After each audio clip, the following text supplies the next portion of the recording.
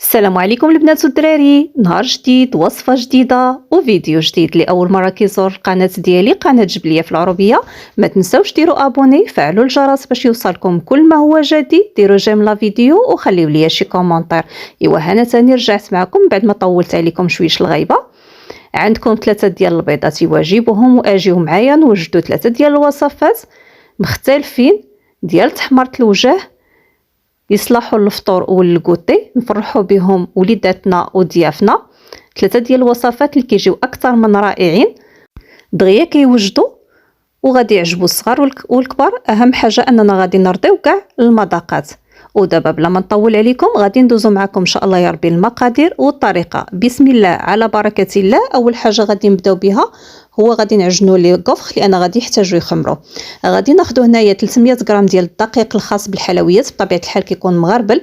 عندي هنا نص كاس ديال الحليب اللي كيكون دافي، عندي هنا نص معلقه صغيره او عفوا 2 معالق كبار ديال السكر سنيده، بيضه، 2 معالق كبار ديال الزبده، ومعلقه صغيره ديال الخميره حبيبات، نص معلقه صغيره ديال الملحه، واحد الياغورت بالنكهه ديال الفاني، وغادي نحتاجوا الفاني السائله او خنيشه ديال السكر منسم بالفانيلا. صافي غادي ندير الدقيق ديالي في العجانه وغادي نضيف عليه كاع المكونات، 2 معالق ديال السكر، 2 معالق كبار ديال الزبده، نص معلقه صغيره ديال الملحه، معلقه صغيره ديال الخميره حبيبات، وعندي هنا ياغورت بالنكهه ديال الفاني، وغادي نضيف هنا شويش ديال الفاني سائله، نص كاس ديال الحليب، وغادي نجمع الكل. كنضيفوا العناصر كلها او المقادير كلها دقه واحده وكنبداو كندلكوا في العجينه ديالنا.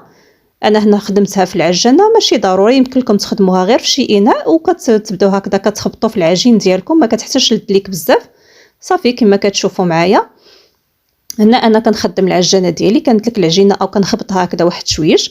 من بعد غادي نحيد العجانه وغادي نجمع العجين ديالي. كيكون عجين اللي هو خفيف وكيلتصق في اليدين. غادي ندهنو بشويش ديال الزيت، نغطيه بالسلوفان او بالبلاستيك الغذائي، ومن بعد غادي ندير عليه شي منيدل وغادي نحطها هكذا في شي مكان اللي كيكون دافي حتى كيخمر.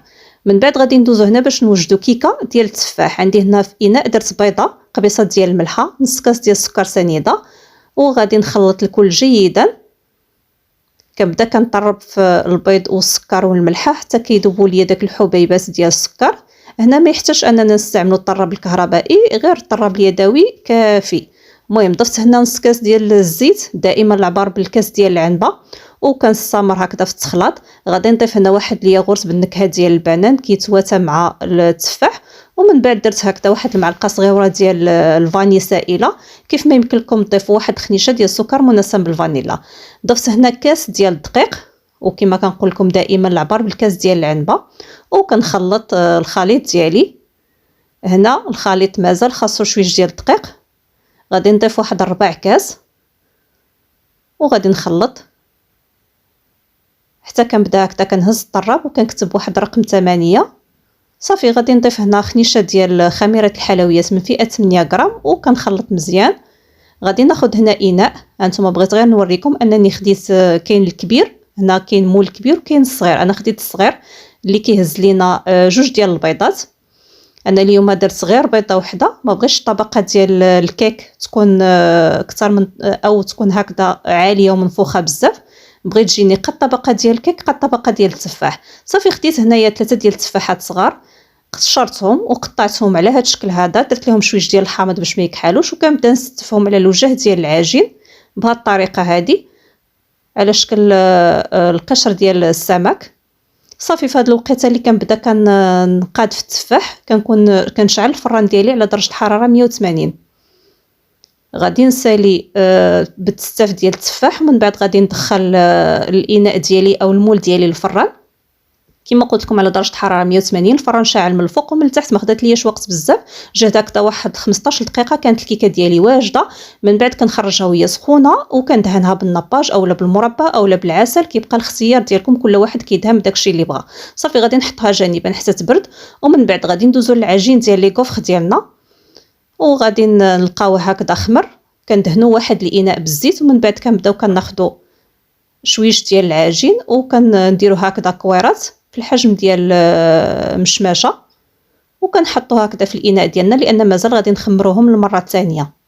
صافي كنبدا كنقرص في العجين ديالي وكنشكل منها كويرات نحطها هكذا في الاناء حتى كنكمل كاع العجين اللي عندي. من بعد غادي نغطيها بالبلاستيك الغذائي وغادي نحطها تختمر المره الثانيه.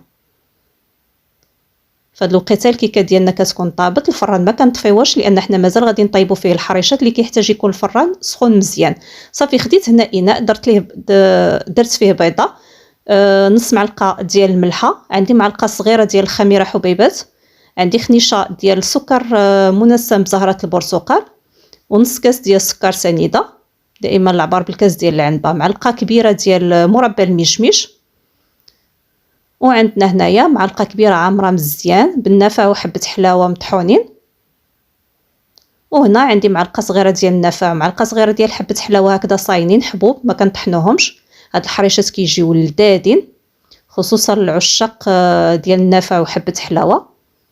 صافي كنخلط الخليط ديالي مزيان، ومن بعد كنضيف ليه كاس قل ربع ديال زيت المائده، دائما العبار بالكاس ديال العنبه، ومن بعد غادي نضيفو كاس ديال الحليب اللي كيكون غير درجه حراره المطبخ ما يحتاجش يكون دافي، ومن بعد غادي نضيف معلقه كبيره ديال الدقيق وجوج خنيشات ديال خميره الحلويات من فئه 8 غرام. صافي كنخلط مزيان، ومن بعد غادي نبدا في اضافه السميد. عندي هنا 4 ديال الكيسان ديال العنبه ديال السميده، انا عبراهم من قبل ولكن غادي نعبرهم قدامكم. انا عطيتكم مقادير اللي هي مضبوطه. صافي الكاس الثالث، ومن بعد هذا الكاس الرابع، وكنغربلوه، ضروري نغربلو الدقيق والسميده ديالنا، ومن بعد كنخلطو مزيان باش كنتاكدوا ان السميده تخلطات لينا مزيان مع باقي العناصر. صافي غادي نغطيها بلاستيك غذائي ونخليها تشرب هكذا واحد 5 ديال الدقائق. من بعد كنرجعوا ليها كنلقاوها تشربات. غادي ناخذ انا هنا الميزان، غادي ندير كل كويره فيها 44 غرام باش كيجيوني الحريشات قد بعضياتهم وكيجي الشكل ديالهم زوين، ما كيكونوا لا صغار لا كبار، الحجم ديالكم كيكون متوسط. صافي كنبدا هكذا كنعبر، ومن بعد كندوزهم في السميده، كنمرمد ليهم الوجه ديالهم مزيان او كنمرمدهم كلهم في السميده وكنحطهم في الطاوه ديال الفران. غادي نستمر بنفس الطريقه، كنعبر في الكويرات ديالي اللي كيكون الحجم ديالهم 44 غرام، نكورهم نديرهم في السميده، ومن بعد كنفندوهم مزيان في السميده، كنحطهم في الطاوه ديال الفران. في هذه الوقيته هذه كيكون الفران شاعل، ضروري الفران يكون سخون مزيان. صافي كنبدا هكذا كنضغط عليهم غير شويه، ماشي تقرصوهم، ضغطوا عليهم غير شويه باش ما كيبقاوش بحال هكذا مكورين عاليين. غادي ندخل الطاوه ديالي للفران، انا غادي نطيبهم على درجه الحراره 200، الفران شاعل من الفوق ومن التحت حتى كيتحمروا ويتشقوا ليا مزيان، وعاد من بعد كنخرجهم. نتوما الا كنتو غادي طيبوهم في الفران ديال البوطه غادي ديروا لهم العافيه على الوجه ديالهم، بطبيعه الحال الفران يكون شاعل من قبل حتى كيتشقوا ويتحمروا مزيان، تهبطوهم تحمروهم من الظهر ديالهم. هانتوما شوفوا الشكل ديالهم كيفاش كيجيو رائعين، رائعين بمعنى الكلمه، مفقعين كاملين وكيجيو لذاذ. صافي في هذه الوقيته هذه كيكونوا العجين ديال لي غوفخ ديالنا اختمروا. كناخذ الاله ديال لي غوفخ كنديرها هكذا تسخن مزيان، ضروري تكون سخونه مزيان، ومن بعد كندهن واحد دهنه خفيفه بالزبده، وكنبدا كنحط في الكويرات ديالي وكنقرصهم هكذا شويش، ما كنخليهمش غير بحال هكذاك وانما كنقرصهم واحد شويه. صافي وكنسدوا الاله ديالنا وكنخليهم حتى كيطيبوا ويتحمروا مزيان، وعاد باش كنحيدوهم. غادي نستمر بهذه الطريقه هذه حتى نكمل كاع العجين اللي عندي. هانتوما شوفوا لي المنظر ديالهم، تخليوهم هكذا يتحمروا شويه، ما تخليوهمش بيض. صافي غادي نستمر كما قلت لكم حتى نكمل كاع العجين اللي عندي. وهذا هما الوصفات بثلاثه ديالنا بعد ما كيوجدوا. الكيكه ديالي زينتها باللوز محمر ومهرمش من الجناب ديالها، وهنا خديت الشوكولات ديال الدهن وغادي نبدا كندير خطوط فوق لي كوفخ ديالي، ومن بعد غادي ندير الزبده ديال اللوتيس. كيف ما يمكن لكم تستعملوا الكراميل، تزينوا بالكراميل اولا بالمربى اولا، كيبقى كل واحد الاختيار يزين باش ما بغى. من بعد غادي نرشها بشويش ديال اللوز اللي محمر ومهرمش بالقشور ديالو في الفران. وكيكونوا هادو هما الوصفات ديالنا بثلاثه من بعد ما كيوجدوا. كما قلت لكم 3 ديال البيضات، وجدنا 3 ديال الوصفات اللي كيجيو لذاذين ديال تحمرة الوجه.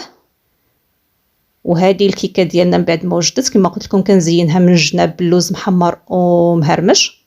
الحريشات ديالنا كيجيو رائعين، وهادو لي كوفخ كيحطوا تبارك الله ما شاء الله كميه اللي هي وفيره وكيجيو لذاذين محمرين مقرمشين. الحريشات ديالنا كيجيو كلهم مفقعين، التحميره كتجي فيهم غزاله، واهم حاجه كيجيو لذاذين، كيجيو مقرمشين من برا ورطبين من الداخل وكيبقاو معنا رطبين لمده طويله. هادو لي كوفخ ديالنا. وصفات لي هي سهله دغيا كتوجد. انا غادي نفتحهم معكم باش تشوفوهم كيفاش كيجيو من الداخل. شوفوا لي بعدا التحميره، العين كتاكل قبل من الفم. وهادو هما لي كوفخ ديالنا كيجيو مقرمشين، شي حاجه مغايره على المعتاد. الحريشات ديالنا حتى هما كيجيو مقرمشين من برا ورطبين من الداخل وكيبقاو معنا مده طويله وهما رطبين، كيجيو لذاذين. غير جربوهم، متاكده ان شاء الله يا ربي غادي يعجبوكم. ودابا غادي نقطع معكم الكيكه لعشاق التفاح، كتجي رائعه. هانتوما شوفوا عن قرب، كتجي الكيكه ديالنا مجعبه وما كتجيش طبقه ديال العجين غليظه بزاف. اللي بغى تجيه الطبقه اللي تكون عاليه غادي تذوبلو المقادير، غديروا 2 ديال البيضات وتذوبلو كاع المقادير. انا كنفضلها بهذه الطريقه هذه، كتجي الطبقه ديال الكيكه قد الطبقه ديال التفاح لذيذه. وكما قلت لكم في البدايه ديال الفيديو، غير ب3 ديال البيضات وجدت معكم 3 ديال الوصفات اللي ما فيهاش مقادير كثيره، وديال تحمرة الوجه لي كوفخ خامرين، حريشات في الفران بالنفع وحبة حلاوة، وكيكة ديال التفاح. 3 ديال الوصفات اللي كيصلحوا للفطور والكوتي ودغيا كيوجدوا. كانت هذه هي الوصفه ديالنا ديال اليوم، وهذا هو الفيديو ديالنا ديال اليوم. ما تنسونيش من لي لايك، لي زابوني، تعاليقكم زوينه، بارطاجيو الفيديو مع الاهل والاحباب باش تطلع القناه. نتلاقى معكم في وصفه جديده وفيديو جديد ان شاء الله يا ربي. السلام عليكم.